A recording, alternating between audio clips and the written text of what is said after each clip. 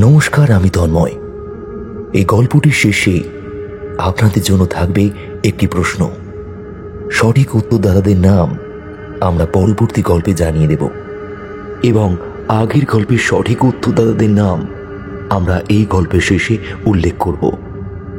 তবে তার আগে গল্পটা আপনারা মন দিয়ে পুরোটাই শুনুন।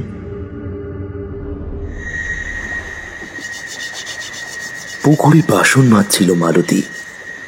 সন্ধ্যার সময় মাঝে মাঝে বাসন ধুতে তাকে এখানেই আসতে হয়।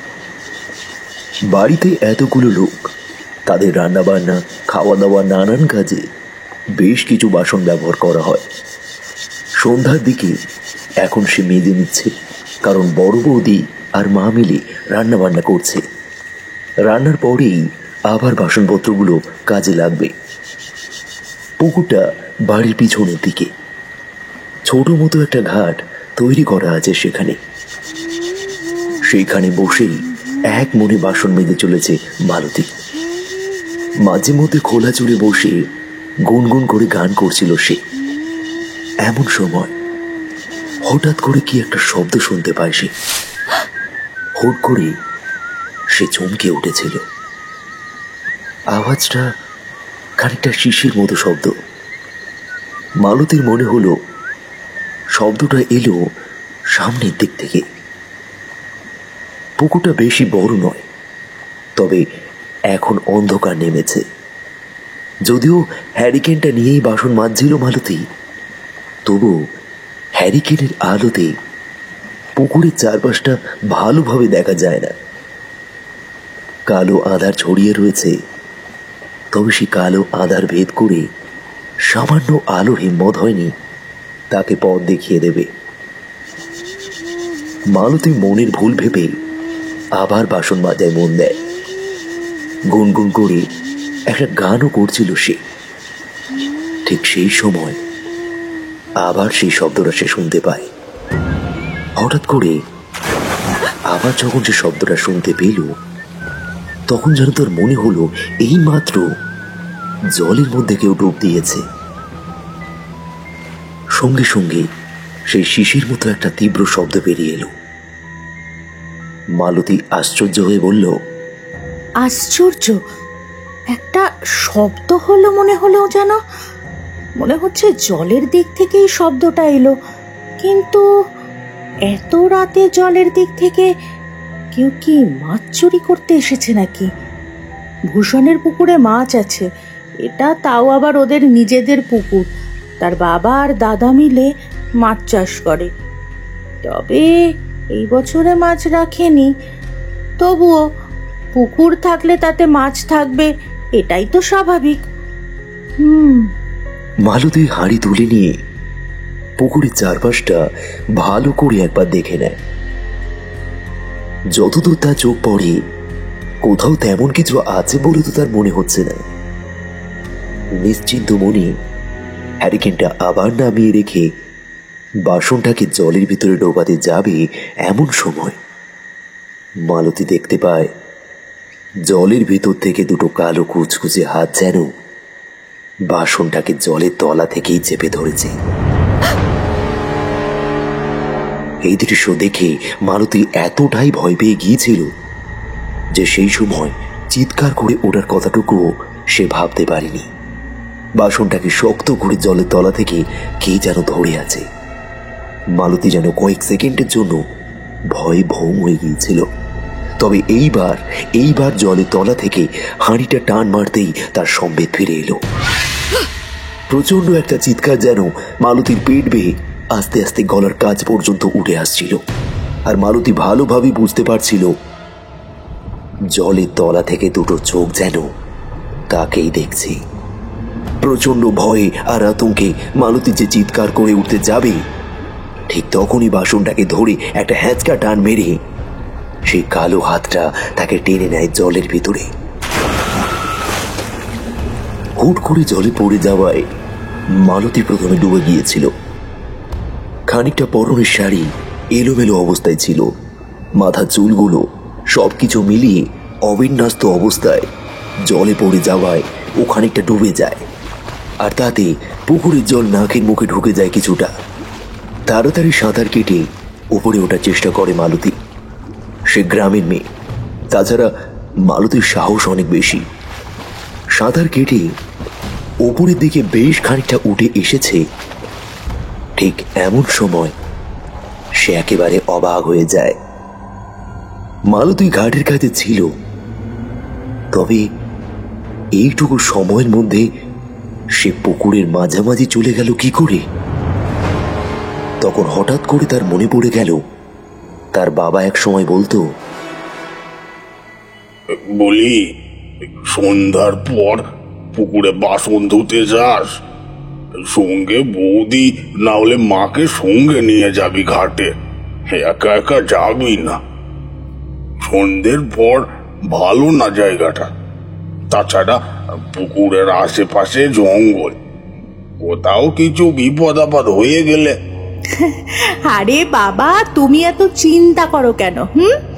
মালতীর ক্ষতি করার মতো হিম্মত কারোর নেই, বুঝেছো? মানুষের যে হিম্মত হয়নি সে কথা আমি জানি। তুই যে আমার ভরসা, তোর দাদা আর তুই আছিস বলেই তো আমি এখনো এই অবস্থাতেও।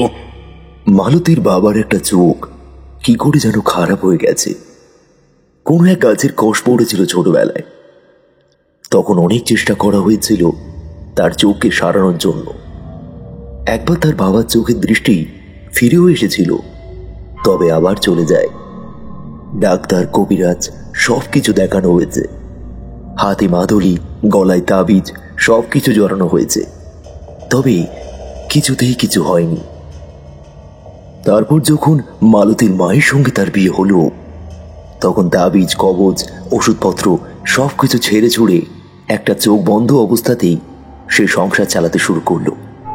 তারপর মা আর মালতীর দাদা এবং মালতীর জন্য তার যে একটা চোখ নেই সে কথা কখনো তাকে মনে করতে হয়নি। বাবার কথাটা যখন তার কানে বাজছে, তখন এমন সময় মালতীর থেকে একটা হাত দূরে কি যেন জলের উপরে ভেসে উঠল। মালতী কিছু বুঝে ওঠার আগেই চাঁদের আলোটা সেই সামনে ভেসে ওঠা মানুষটার গায়ের উপরে গিয়ে পড়েছে। মালতী আর দেরি করল না, সাঁতার কাটতে শুরু করলো। যে করেই হোক তাকে ওই পাড়ে উঠতে হবে। সাঁতার কাটতে কাটতে সে একবার পিছনে ঘুরে তাকালো, আর সঙ্গে সঙ্গে মালতী ভয়ে আতঙ্কে যেন একটা দীর্ঘ চিৎকার করে উঠল।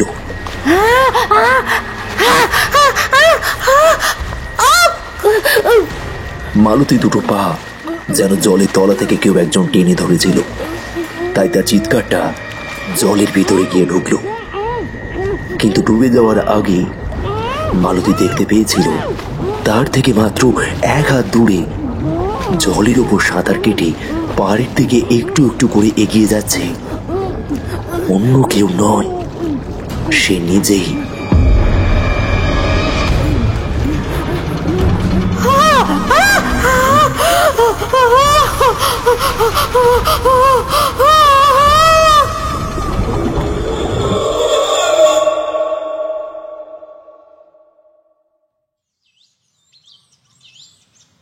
মাছ ধরতে চাও তাতে কোনো আপত্তি নেই, আমাদের এই গ্রামে পুকুরের অভাব বলে সেই ব্যাপারটা কিছু নেই। কিন্তু ব্যাপারটা হলো সব লোকেরা এখন আর মাছ ধরতে দেয় না।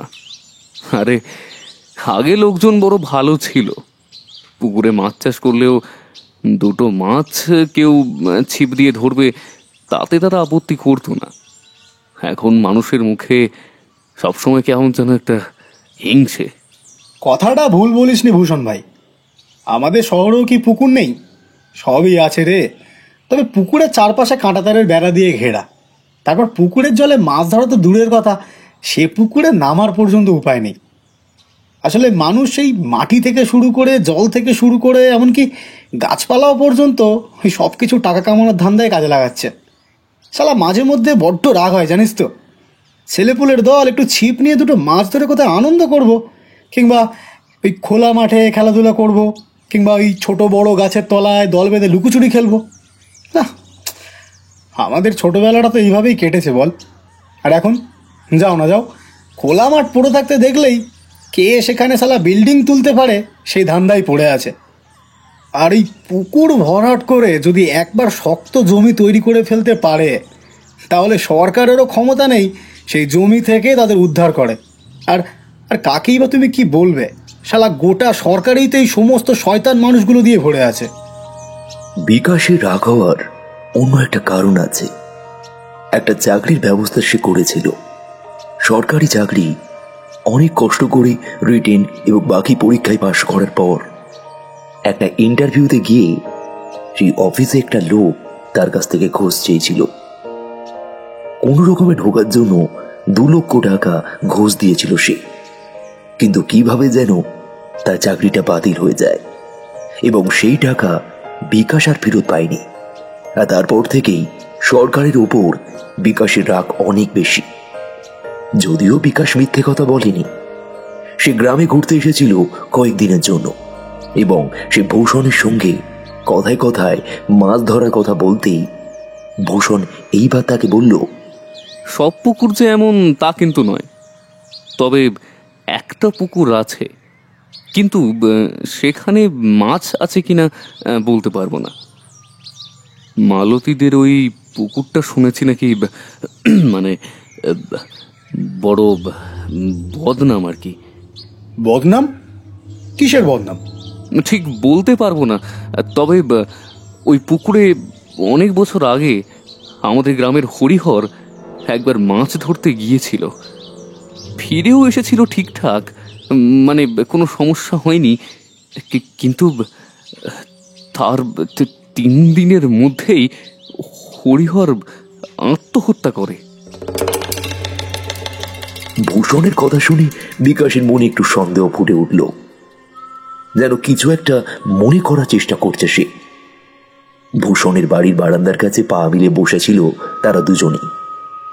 এই গ্রামে ভূষণ খুব একটা আসে না, এটা তার নিজের গ্রাম হলেও পাশের গ্রামে সে একেবারেই পাকাপাকি করে এক মহাজনের আস্তানায় থাকার ব্যবস্থা করে ফেলেছে। সেখানে বিয়ে করে ছেলে বই সংসার তার আছে। তবে এই ভিটেমাটিটা যে পড়ে থাকবে তাই মাঝে মাঝে ভূষণ এখানে আসে। বিকাশ যখন 2 দিনের জন্য তার কাছে ঘুরতে এসেছে, তাই তাকে এখানে নিয়ে এসেছে সে। আর এখানে এসেই মাছ ধরা এসব। বিকাশ বলল, দেখ, পুকুর যেমনই হোক না কেন আমার কোনো আপত্তি নেই, মাছ থাকলেই হলো। ওসব ভুতুড়ে গল্প টল্প আমি কখনো বিশ্বাস করি না।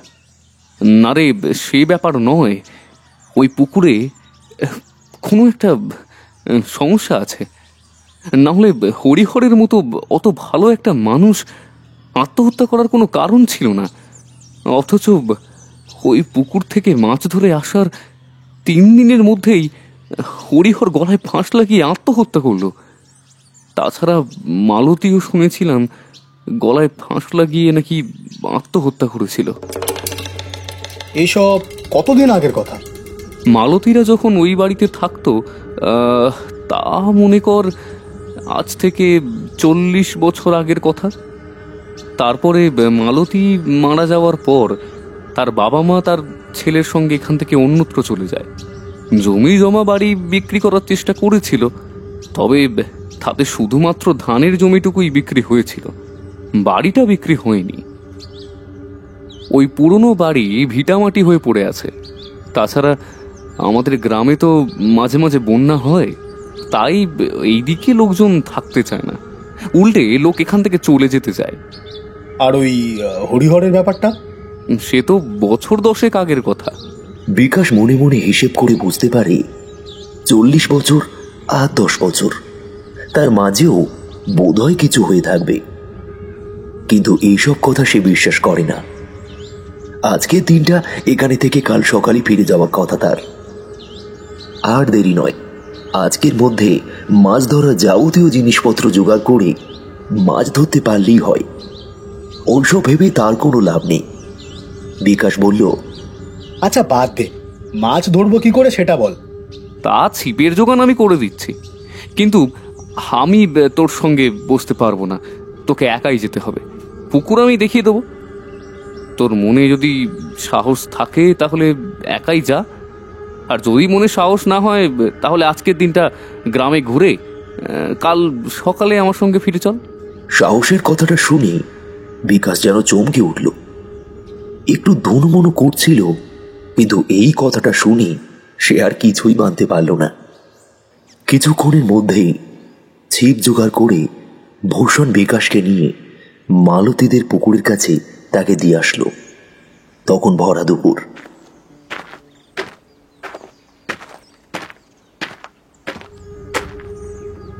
বিকাশ মাছ ধরতে সত্যিই ভালোবাসে। শহরে মাছ ধরার সুযোগ এখন আর পাওয়া যায় না, তাই গ্রামে এসেছিল মাছ ধরতে। কিন্তু ভূষণের গ্রামের পুকুরে মাছ ধরা তেমন কোনো ব্যবস্থা নেই, তাই এই সুযোগটা সে ছাড়তে চায় না। একটা ছিপ আর মাছের টিপ এনে দিয়ে ভূষণ সেখান থেকে চলে যায়। বিকাশ একাই ওই পুকুরের কাছে বসে থাকে। তবে ভূষণ বলেছে বিকেল হতে না হতেই এখান থেকে উঠে যেন চলে যায় বিকাশ। ভূষণের কিছু কাজ আছে, সেসব কাজ সেরে সে পরে হয়তো আসতে পারে। বিকাশ একটা জায়গায় পেপার পেতে বসল। পুকুরের জলটা তখন শান্ত। পুকুরটা যেমন ছোট নয় তেমন বড়ও নয়। এই প্রান্ত থেকে ও প্রান্ত দেখা যায়, কিন্তু ও প্রান্ত থেকে এই প্রান্ত ভালোভাবে বোঝা যায় না। আশ্চর্য হয় বিকাশ। গাছের ফাঁকের ভিতর থেকে একটা পুরনো ভাঙাচোরা বাড়ি বিকাশের চোখে পড়ে। ওটাই কি মালতীদের বাড়ি? হবে হয়তো। বিকাশ আরো একটা ব্যাপারে বেশ অবাক হয়েছিল। এখন তো দুপুর বেলা, তাও চারপাশে কোনো মানুষের গলার আওয়াজ নেই, চেঁচামেচির আওয়াজ নেই। কেমন অদ্ভুত যেন জায়গাটা। পুকুরের জলে হঠাৎ করে একটা মাছ মনে হয় ঘাই মেরেছিল। বিকাশের চোখ চলে যায় সেই দিকে। সে মনে মনে ভাবল আস্তে আস্তে সময় নিয়ে মাছটাকে জমাতে হবে। একটু এদিক ওদিক হলেই অসুবিধা হয়ে যাবে। তাছাড়া এখানে বোধ হয় অনেকদিন কেউ মাছ ধরতে আসেনি, মনে হয় ওই ব্যাপারটার জন্য। যাই হোক, 10 মিনিট বসে থাকার পর বিকাশ ছিপ ফেলল জলে। ঘণ্টাখানেক বসে থাকার পর বিকাশের ব্যাগে বেশ অনেকখানি মাছ উঠল।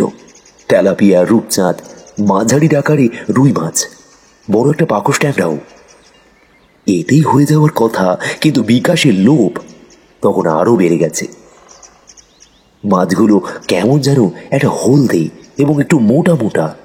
এমন মাছ এর আগে বিকাশ কখনো দেখেইনি। কখন যে দুপুর গড়িয়ে বিকেল হতে শুরু করেছে তার খেয়াল নেই। ওই যে পশ্চিম আকাশে সূর্য ডুবতে শুরু করেছে।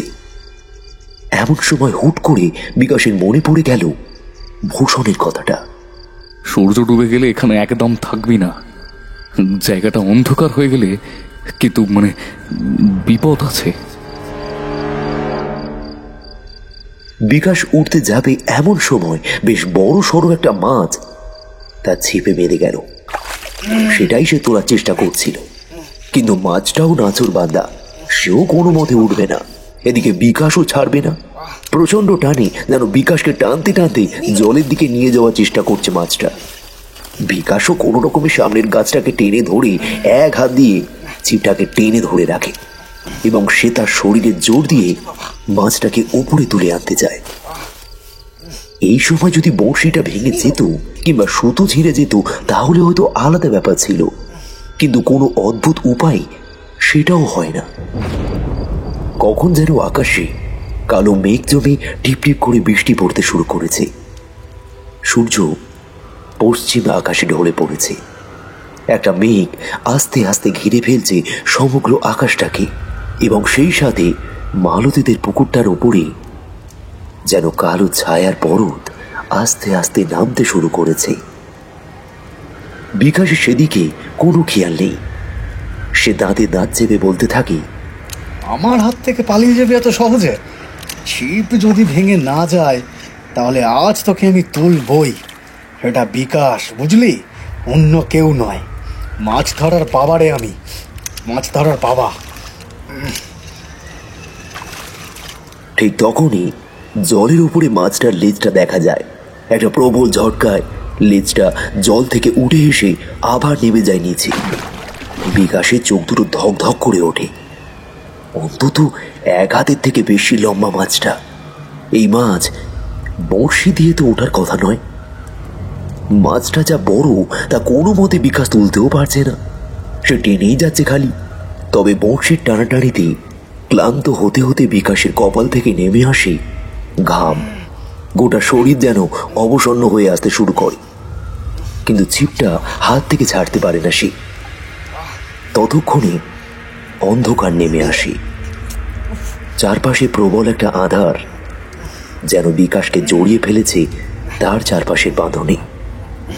বিকাশ ছিপ ধরে টেনে উপরের দিকে উঠতে যাবে, কিন্তু এইবার সেই বড় মাছের কাছে তাকে পরাস্ত হতে হলো।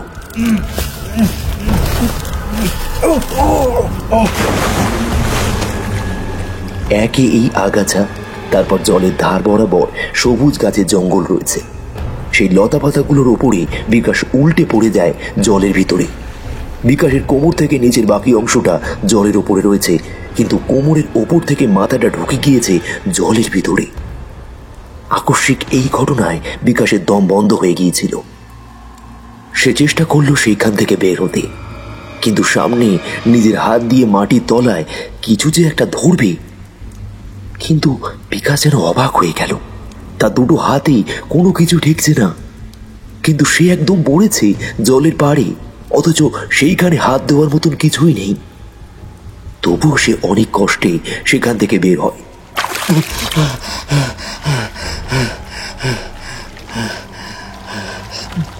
তবে জলে পড়ার পরেই বিকাশ বুঝতে পারে এটা জল। এত বরফের মতন ঠান্ডা জল কিভাবে? বিকাশ আর এক মুহূর্ত এই জলে থাকতে চায় না। সে এগিয়ে যেতে যাবে সামনে, হঠাৎ করে বিকাশ বুঝতে পারে তার দুটো পায়ে লতা পাতা কেমন ভাবে যেন জড়িয়ে গেছে। বিকাশ একেবারে হতভম্ব হয়ে পড়ে। সে বুঝতে পারে না এগুলো কি হচ্ছে তার সাথে। জলের মধ্যে হাত ঢুকিয়ে লতা পাতাগুলোকে ছাড়ানোর চেষ্টা করে, কিন্তু সে কোনো মতে সেইগুলোকে ছাড়াতে পারে না। ঠিক এই সময় বিকাশ বুঝতে পারে সেই পুকুরে সে একা নেই, কেউ একটা তার সাথে আছে, তাকে ক্রমাগত লক্ষ্য করে রেখেই চলেছে। সে মাথা ঠান্ডা করল, তারপর দ্রুত বুদ্ধি বার করার চেষ্টা করল কি করা যায়। হঠাৎ একটা বুদ্ধি পেয়ে গেল সে। দুটো হাত দিয়ে নিজের কোমরের কাছটা চেপে ধরে নিজের শরীরটাকে নিজেই টানতে লাগলো।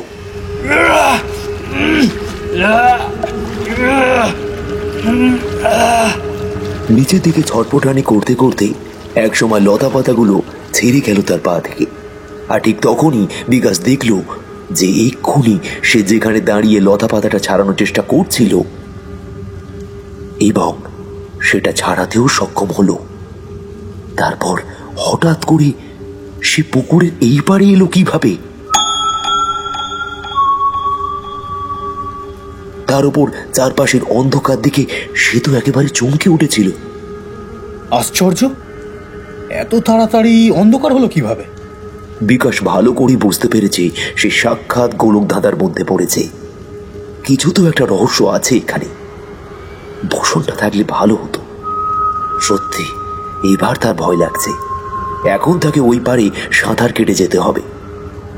সে আস্তে আস্তে জল সরিয়ে সাঁতার কাটতে যাবে, এমন সময় সে বুঝতে পারল জলের মধ্যে তার এক পাও আর সামনে সে এগোতে পারছে না। প্রায় বুক অব্দি জলে সে ডুবে আছে। এই পুকুরের ঠান্ডার জলে সে ঠকঠক করে কাঁপছে। হঠাৎ বিকাশের মনে হলো পায়ের তলা থেকে পায়ের ওপরে হাত বুলাতে বুলাতে যেন একটা ওপরের দিকে কেউ উঠে আসছে। প্রথমে সাপ মনে করে বিকাশ একপাশে সরে গিয়েছিল, তারপর সেই আধারের মধ্যেই যেন অস্পষ্টভাবে বিকাশ দেখতে পেল একটা কালো হাত তার পেটের কাছ থেকে উঠে আসছে আস্তে আস্তে, এবং তার কাঁধ বরাবর হয়ে এখন গালের কাছ থেকে ওপরে উঠে আসছে। সে কালো হাতের লম্বা সাদা নখগুলো তার গালে খোঁচা দিচ্ছে। বিকাশ তো চমকে উঠল। কিছু একটা যে অদ্ভুত ব্যাপার হচ্ছে সে বুঝতে পেরে গিয়েছে, এবং সে ছিটকে যাওয়ার চেষ্টা করলো একপাশে। কিন্তু সেখান থেকে সে আর নড়তে পারছে না। যেন মনে হচ্ছে অদৃশ্য কোনো একটা বাঁধন তাকে সেখানে ধরে রয়েছে। আর তারপরই আরো একটা ব্যাপার বিকাশ বুঝতে পারল। একটা নয়, বেশ কয়েকটা হাত তার গোটা শরীরটা যেন ছুঁয়ে ছুঁয়ে দেখছে। আস্তে আস্তে উপরের দিকে উঠে আসছে। ওটা কে? অন্ধকারের মধ্যেও বিকাশ বুঝতে পারছে না একটা সাদাটে আলো আকাশ থেকে ছড়িয়ে পড়েছে চারপাশে। কিছুক্ষণ আগে বৃষ্টি হচ্ছিল, এখন সেটা থেমে গিয়েছে। তবে আকাশে মেঘলা ভাবটা রয়েছে। চাঁদটা কালো মেঘের মধ্যে হারিয়ে গেলেও মাঝে মাঝে দেখা যাচ্ছিল তাকে। বিকাশ উন্মাদের মতো চিৎকার করতে থাকে এবার। বাঁচাও, বাঁচাও, বাঁচাও! হা হা হা হা! কে আছো? কে আছো? বাঁচাও আমাকে! বাঁচাও! সে যেন আস্তে আস্তে জলের মধ্যে ডুবে যাচ্ছে। তাকে শক্তভাবে চেপে ধরে আছে কয়েকটি কালো কালো ছায়া মূর্তি। সে আর নড়তে পারছে না। হঠাৎ তার কানের কাছে কোন এক ছায়া মূর্তি ফ্যাঁস ফ্যাঁসে গলায় বলল, এ পুকুর যে অভিশপ্ত, তুই না জেনে কেন এলি মাছ ধরতে? এখনই তোকে কে বাঁচাবে?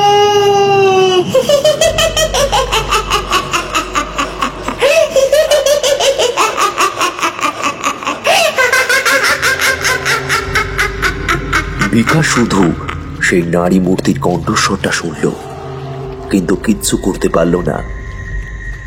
ঠিক এই সময় বিকাশ দেখতে পেল নদীর পাড় বরাবর জলের মধ্যে সাঁতার কেটে ওটা কে চলে যাচ্ছে। চারিদিক থেকে ফিসফিস করে কাদের যেন কণ্ঠ ছুটে আসছে তার কানে। ঠিক এই সময় আকাশে মেঘ গর্জন করে উঠল এবং সেই মেঘের আলো ঝলকানিতে বিকাশ যা দেখল তা তার শরীর একেবারে ঠান্ডা হয়ে গেল। সেই মুখটা তার ভীষণ চেনা। ওই মাথার লম্বা চুল, কপালের ডান পাশে কাটা পুরনো দাগ, ছোটবেলায় সাইকেল থেকে পড়ে যাওয়ার দাগ, আর নাকের ঠিক সামনের দিকে একটা কালো তিল।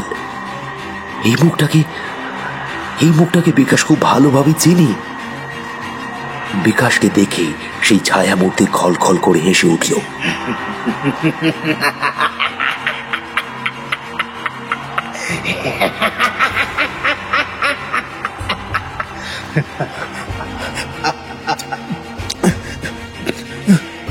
ওটা তো আমি! আমি! ছেড়ে দাও আমাকে! ছেড়ে দাও! ওটা আমি! ওটা আমি! না না না না, ওটা সত্যি নয়, ওটা সত্যি নয়! আহ! আহ! আহ! আহ!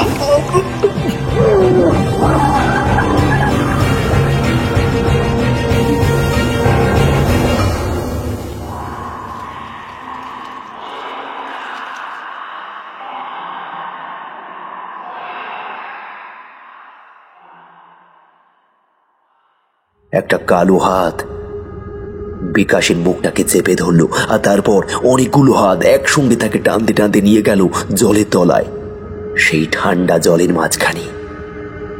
আর এইদিকে সেই ছায়া মূর্তি হাঁটতে হাঁটতে এগিয়ে গেল সামনের দিকে।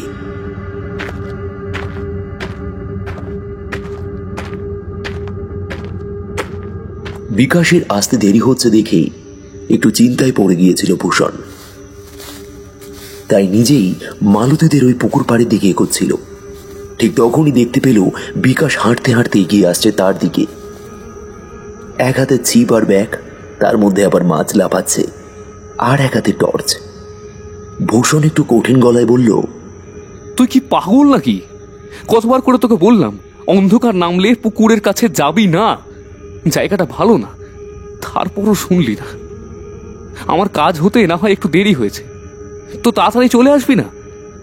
কেন যে আমার কথা শুনিস না, কি বলবো আর। আরে পুকুর পাড়ে ছিলাম না, সূর্য ডোবার আগেই সেখান থেকে চলে এসেছি, তারপরে আর মাছ ধরিনি। তুই চল, চল এখান থেকে। যা ভালো বুঝিস তাই কর। এই মাছগুলো নিয়ে এখন কি করব? রাতের বেলা তো পাশের বাড়িতে খাওয়ার ব্যবস্থা হয়েছে, আর কাল সকালে উঠে তুই গ্রামে ফিরে যাবি। এই মাছগুলো করবিটা কি? তুই চিন্তা করিস না, ওই মাছের ব্যবস্থা আমি ঠিক করে ফেলবো। চল এখন, তাড়াতাড়ি চল, অন্ধকার হয়ে যাচ্ছে। ভূষণ একটা দীর্ঘশ্বাস ফেলল। যাক, অন্ধকার হয়ে যাচ্ছে সে কথাটা সে বুঝতে পেরেছে। ওরা তাড়াতাড়ি বাড়িতে চলে আসলো। বাইরে তখন ঠান্ডা হাওয়ার সাথে টিপটিপ করে বৃষ্টি পড়ছে। বিকাশ ভূষণের পাশের বাড়িতেই খাওয়া দাওয়া করলো। তারপর খাওয়া দাওয়া করে এসে এই বাড়ির বিছানায় শুয়ে পড়ল। একটা দিনের জন্য ঘরে একটু নোংরা থাকলেও বিছানাটা ছেড়ে নিয়েছে সে। একটা হ্যারিকেন মাথার কাছে রাখা, ব্যাগের মধ্যে মাছগুলোকে ঘরের একপাশে ঝুলিয়ে রেখেছিল সে। টুপ টুপ করে জল পড়ে ঘরের একটা জায়গায় ভিজে যাচ্ছিল। গোটা ঘরটা ভরে উঠেছিল একটা আষ্টে গন্ধে। বিছানায় শুয়ে শুয়ে দুজনার কারোরই ঘুম আসছিল না। তখন ভূষণ বলল, হরিহরের গল্পটা আমি অনেক আগেই শুনেছিলাম, মনে ছিল না, তাই তোকে তখন বলতে পারিনি। আজ গ্রামে একজনের সঙ্গে দেখা হয়, তার কাছ থেকে সে গল্পটা আবার শুনলাম। তুই যদি শুনতে চাস তাহলে বলতে পারি। হরিহর সে কথাটা গ্রামের কয়েকজনকে বলেছিল। বল শুনি, এত তাড়াতাড়ি তো আর ঘুম আসবে না।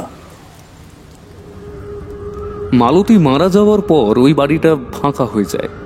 তারপর থেকে বাড়ির আশেপাশে লোকজন খুব একটা যেত না। দেখেছিস তো, গ্রামের এক পাশে একদম ওই শেষের দিকে ওই পুকুরটা, আর তার সাথে বাড়িটা। কিছু লোক মাছের লোভে মাঝে মাঝেই সেই পুকুরে মাছ ধরতে যেত, কিন্তু আশ্চর্যের ব্যাপার হলো জাল দিয়ে ওই পুকুরে মাছ ধরা যেত না। ছিপ দিয়ে তো দূরেরই ব্যাপার, অথচ জলের মধ্যে যে মাছ আছে তা বোঝা যেত। ওই মাঝে মাঝে মাছ লাফিয়ে উঠত সেই সময়। একদিন হরিহরের সঙ্গে আমাদের গ্রামের কয়েকজনের কথা হয়। হরিহর ছিল একটু ভালো মেছুটে, সে ভালো মাছ ধরতে পারত। হরিহর ঠিক করেছিল যে বালতিদের পুকুরে আমি মাছ ধরে দেখাবো তোকে। ওই মাছ দিনের বেলা ধরা যাবে না, ওই মাছ ধরতে হবে সন্ধ্যের পর। টুকাই তোর সাথে বাজি রইল, সন্ধ্যের পর মালতীদের পুকুরে গিয়ে আমি মাছ ধরে দেখাবো, এই বলে দিল। এরপর হরিহর ঠিক যেভাবে বলেছিল সেইভাবেই আমি সমস্ত কথা তোকে বলছি, বুঝলি? আর হ্যাঁ, তারপর শুন। হরিহর সেদিন সন্ধ্যের পর মাছের ছিপটিপ সবকিছু নিয়ে মালতীদের ঘাটে যায়। তাদের যে ভাঙা বাড়িটা আছে সেই বাড়িটার কাছ দিয়ে ঘাটের কাছে গিয়ে বসে। তারপর আনন্দে মাছের টিপ বড়শিতে লাগিয়ে ছিপ ফেলতে থাকে। অনেকক্ষণ হয়ে গেল, মাছ ঠোকরায় না। হরিহর বিরক্ত হয়ে যাচ্ছে এইবার। ঠিক এমন সময় হরিহরের মনে হলো কে যেন পিছনে এসে দাঁড়িয়েছে। চমকে পিছনে ফিরে তাকালো সে। তারপর ভাঙা বাড়িটা যেদিকে রয়েছে ঠিক সেইখান থেকে হরিহর পিছনে টর্চের আলো ফেলল।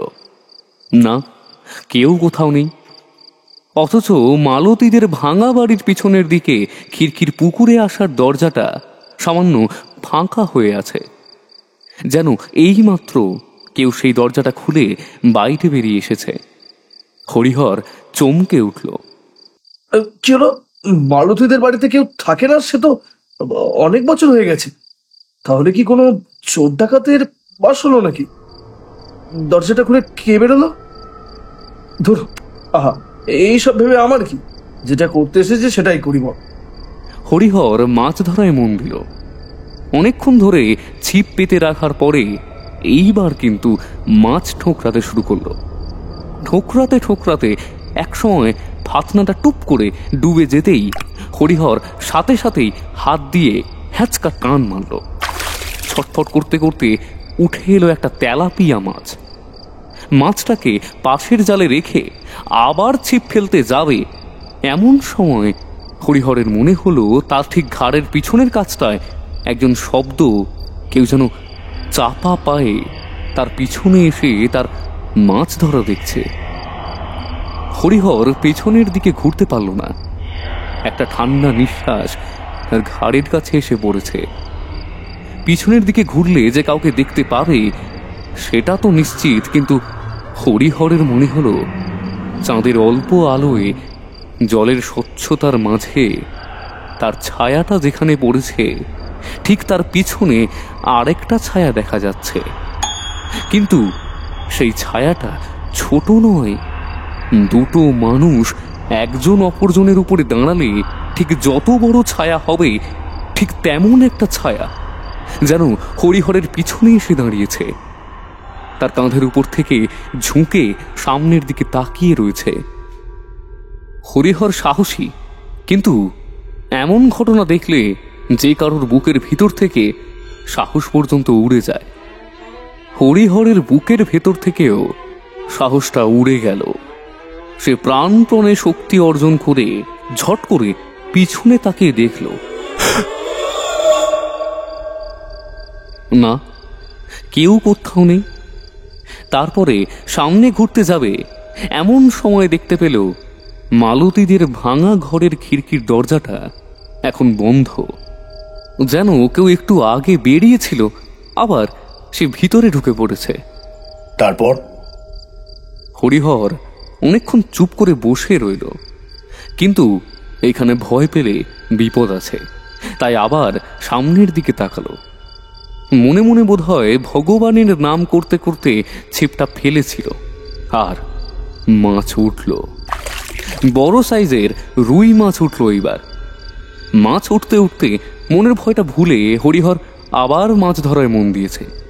ঠিক এমন সময় হরিহর দেখতে পেল পুকুরের উল্টো দিকে ঠিক সে যেইভাবে বসে আছে ঠিক তেমন পুকুরের উল্টো দিকে ঠিক তার মতো করেই বসে আছে একজন। সেও ছিপ জলে ফেলে মাছ ধরছে। এই তুমি কে? কে তুমি? তুমি কে? মালতীদের পুকুরের কাছে লোকেরা রাতের বেলা আসতে ভয় পায়, সেই পুকুরে তুমি মাছ ধরছো কেন? কে তুমি? আগে তোমার নাম বলো। আমার নাম হরিহর, আমি নিতাই চাটুর্যের ছেলে। কিন্তু তুমি কে? তুমি এখানে এসেছো কেন? জানো না এই জায়গাটা ভালো না? হরিহরের মাথার ভিতর যেন আগুন জ্বলে উঠল।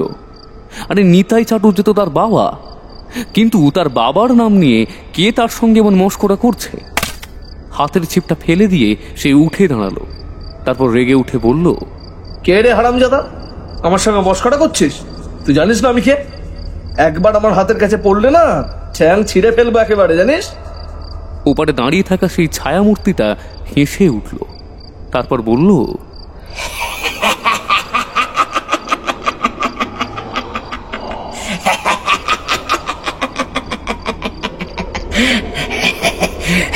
তুই নিজেও জানিস না আমি কে? একবার আমার হাতে পড়লে যে তোর কি হবে তা আমি বুঝতে পারছি।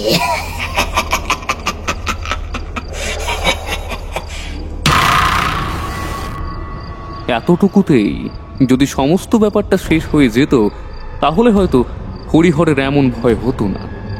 তবে হরিহর এই লোকের কথা শুনে প্রচণ্ড রেগে গেল। সে থাকতে না পেরে জঙ্গলে জায়গা ধরে পুকুরের পার বরাবর ছুটতে শুরু করলো সেই লোকটাকে লক্ষ্য করে। লোকটা কিন্তু পালালো না, হাতের ছিপ নামিয়ে রেখে একভাবে দাঁড়িয়ে রইল। হরিহর ছুটতে ছুটতে সেই লোকটার একদম কাছাকাছি গিয়ে পৌঁছেছে। দূর থেকে হরিহর দেখল যে সেই লোকটার পরনে যে জামার ধুতিটা আছে তা একেবারেই তার জামা ধুতির মতো।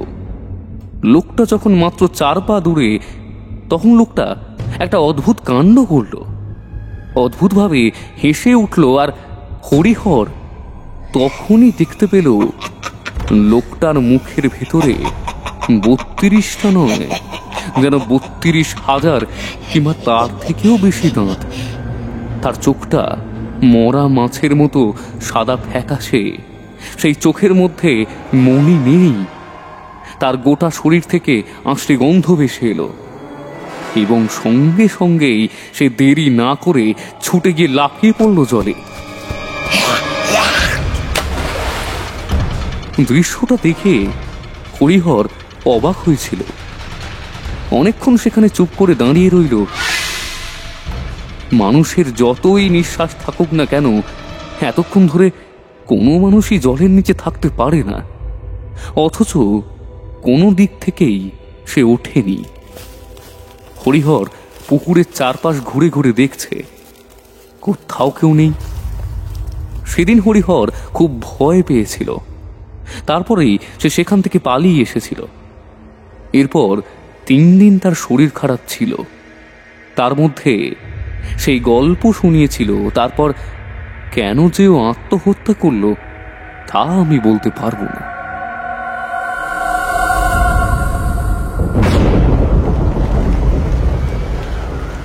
হতে পারে ভয় পেয়ে আত্মহত্যা করেছিল, কিন্তু এমন কে আছে ওখানে যে হরিহরকে ভয় দেখালো?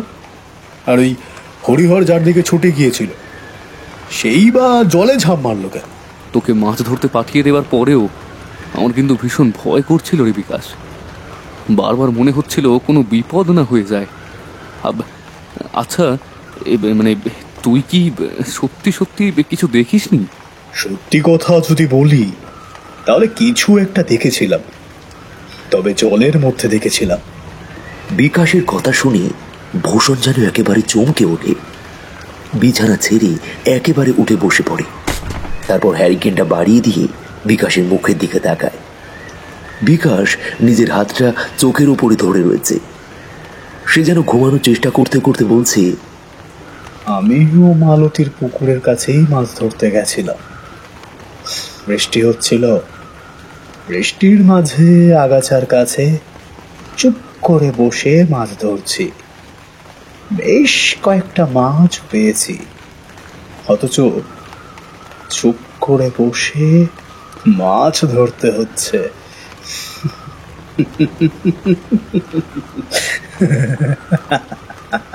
হ্যাঁ, কি বলিস রে বিকাশ? ভূষণ, আমার মনে হয় মালতীদের বাড়ির ভিতরে কেউ যেন একটা আছে।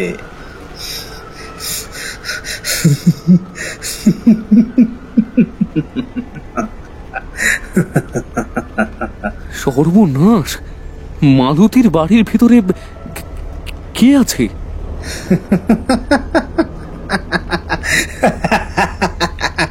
আরে এমনি বললাম, মাছ ধরতে গেছি তখন ওই মালতীদের বাড়িতে মালতী, তার দাদা, বৌদি, মা, বাবা আর আর ওই মালতীর দাদার এই ছোট্ট মেয়েটা থাকে।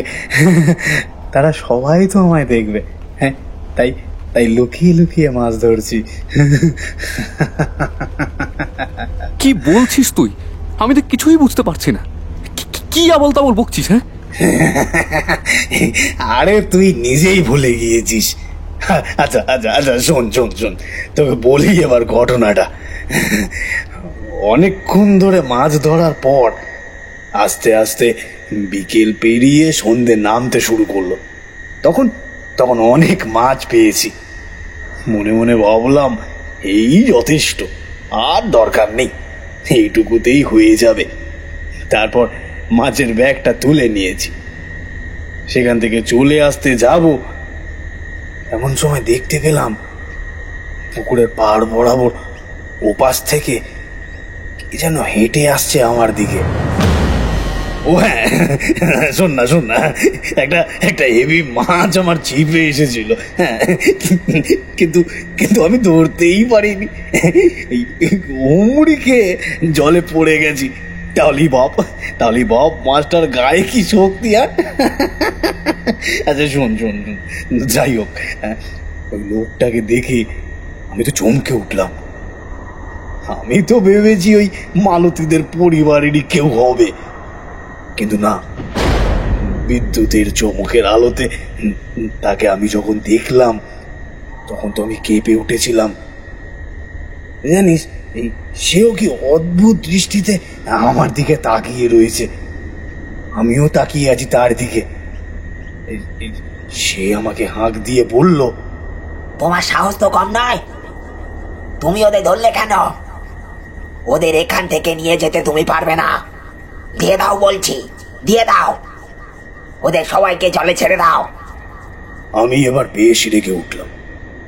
পাগল নাকি?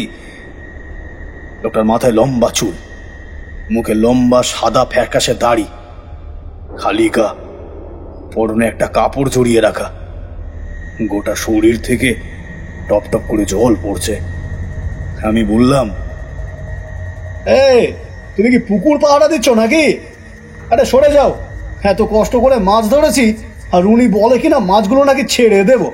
মামার বাড়ির আবদার। যাও। এখনো ভালোই ভালোই বলছি, ও মাছ ছেড়ে দাও। ওই মাছ কেউ ধরে না, ওদের বাড়ির লোকেরা অবধি ধরেনি। ওই মাছ জালে পড়লে ওরা নিজেরাই ছেড়ে দেয়। তুমিও ছেড়ে দাও ওদের, ছেড়ে দাও। এই শোনো, তুমি যেসব কথা বলছো না তার কোনো কিছুই আমি বুঝতে পারছি না। এখন এখান থেকে যাও, তুমি সরে যাও, বুঝলে? না হলে এই হাতের টর্চ লাইটটা দেখছো, এটা দিয়ে তোমার মাথায় মেরে মাথা ফাটিয়ে দেব। এখন আমার যেতে হবে, অনেক কাজ আছে। তোমার কথা শোনার মতো টাইম আমার নেই। যাও। আমার কথা যখন শুনলে না, তার ফল কিন্তু ভোগ করতে হবে তোমাকে।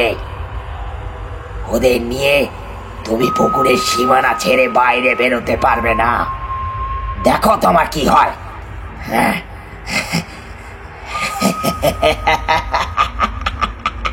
দেখো। ভূষণ অবাক হচ্ছিল। বিকাশ এসব কি বলছে? ওর কি মাথাটা খারাপ হয়ে গেল নাকি?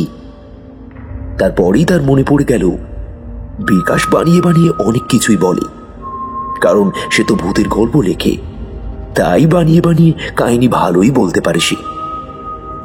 ভূষণ মনে মনে বেশ মজা পেল। এবার বিকাশ তার সাথে মজা করছে, তার মানে ভয়টা উড়িয়ে দেওয়ার চেষ্টা করে তার বন্ধু গল্পেতে মেতেছে।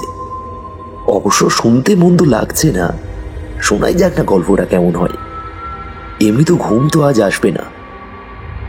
বিকাশ একভাবে চোখের উপরে হাতটা রেখে বলেই চলেছে, মাছের ব্যাগটা নিয়ে আর ধরে চলে আসছি, হঠাৎ পিছনের দিকে একটা অদ্ভুত শব্দ শুনতে পেলাম, একটা শিশুর মতো শব্দ। আর তারপরেই যেন ঝপ করে জলের মধ্যে কি একটা লাফিয়ে পড়ল। আমি তাকিয়ে দেখি সেই লোকটা জলের মধ্যে লাফ দিয়েছে। কিন্তু ওটা কি? চাঁদের আলো তখন আকাশে ছিল। সেই চাঁদের আলোতে দেখতে পেলাম লোকটা যেখান থেকে কোপের মতো বেরিয়েছিল, সেখান থেকে লম্বা সুরের মতো কি যেন একটা বেরিয়েছে। মাছের যেমন লম্বা সুর হয় সেই রকম। তার দুটো চোখ মণিহীন হয়ে গেছে, গোটা শরীর মাছের আঁশের মতন।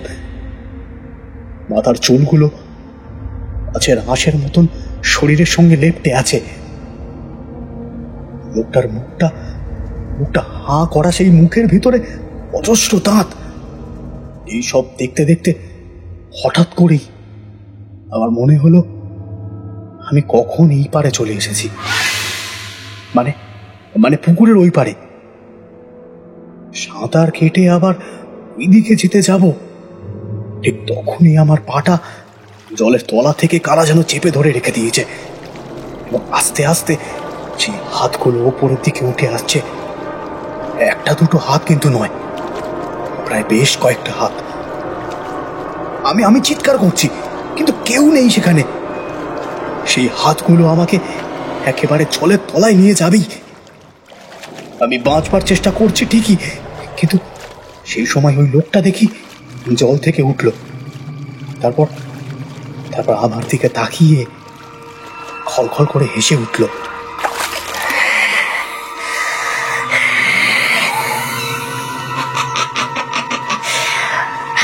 বলেছিলাম ওদের নিয়ে যাস না। ওই দেখ ওরা আসছে।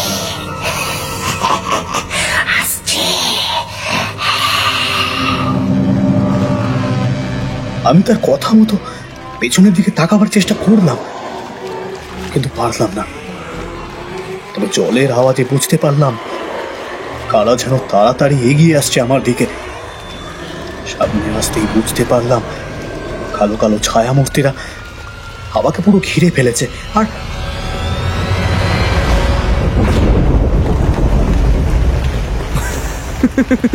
বাপ রে বাপ, সত্যি হরিহরের গল্পটা আর বাকি শোনা গল্পগুলো মিলিয়ে ভালো একটা গল্প তৈরি করেছিস ভাই। আমার কথা শুন, এখন আর নয়, অনেক রাত হয়েছে, ঘুমিয়ে পড়। কাল বাড়ি ফিরে যেতে হবে আবার। শোন না আমার কথা। সেদিন যদি লোকটার কথা শুনতাম, তাহলে বোধহয় এত কিছু হতো না, বুঝলি? মালতী, হরিহর, বাকি যারা যারা মরেছে তারাও মরতো না। ওই পুকুরটা সত্যি অদ্ভুত মায়াবী। কি থেকে যে কি হয়ে যাবে তা কেউ জানে না। ভূষণ বিকাশের কথায় আর গুরুত্ব দিল না। এতক্ষণ ধরে গল্প শুনতে শুনতে তার কেমন যেন ক্লান্তি এসেছে। সারাদিনের খাটাখাটনি হয়েছে, তাই চোখ বুজে আসতে শুরু করেছে তার। চোখ বুজে অবস্থাতেই ভূষণ শুনতে পেল বিকাশ বলছে, কেন হরিহর আত্মহত্যা করেছিল এবার আমি বুঝতে পেরেছি ভূষণ। মোড়ল পাড়ার পুকুর। কেউ একজন বলেছিল আমাকে, বুঝলি তো, ওই পুকুরের নাম। কিরে শুনছিস? ভূষণ আর শুনতে পেল না, তার কারণ সে ঘুমিয়ে পড়ল। বিকাশ নিজের হাতটা চোখের ওপর থেকে সরালো। এবার তার চোখের মনি সাদা ফ্যাকাশে।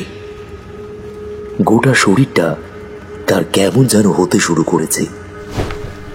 সে বিছানা ছেড়ে উঠে এসে ঝুলিয়ে রাখা ব্যাগটা নামিয়ে সেই মাছগুলোকে মেজের উপরে ফেলে দিল।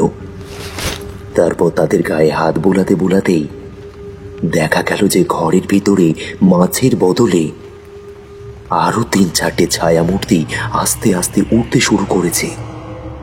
তারা একভাবে বিছানায় শুয়ে থাকা ঘুমন্ত ভূষণের দিকে তাকিয়ে দেখছিল। তারপর দরজা খুলে আস্তে আস্তে বেরিয়ে গেল বাইরে। তখন তুমুল বৃষ্টি পড়ছে। বিকাশ কিন্তু বাইরে গেল না। ওরা চলে যাবার পর নিজের হাতে দরজাটা বন্ধ করল। তারপর ঘরের কোণ থেকে একটা দড়ি বার করে ঝুলিয়ে ফেলল ঘরের সিলিংয়ের কাছের একটা বাঁশ থেকে। তারপর ফাঁস তৈরি করে সেই ফাঁসটাকে নিজের গলায় লাগালো।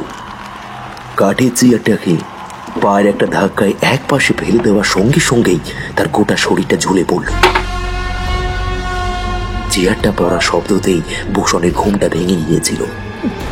হ্যারিকেনটা জ্বালিয়ে দিয়ে সামনের দিকে তাকিয়ে ভূষণ যে দৃশ্য দেখতে পেল, তাতে তার গোটা শরীর যেন ভয়ে পাথরের মতন হয়ে গেল। ধরধর করে উঠল বিকাশ। এক হাতে গলার দড়িটা চেপে ধরে বিকাশ ফ্যাঁস ফ্যাঁসে গলায় বলল, সামনে আসিস না ভূষণ, সামনে আসিস না। আমি অনেক আগেই মরে গিয়েছি।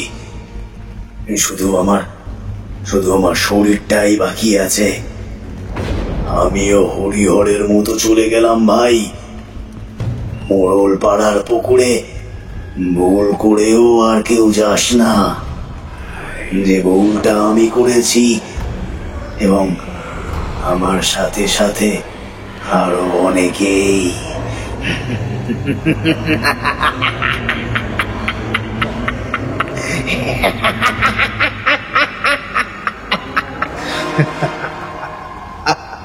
একটা তীব্র হাসিতে ভরে উঠল গোটা ঘরটা।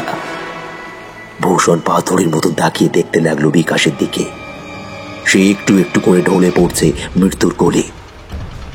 তখনই বাইরের বৃষ্টিকে ছাপিয়ে আকাশ বাতাস কাঁপিয়ে একবার বিদ্যুৎ চমকে উঠল।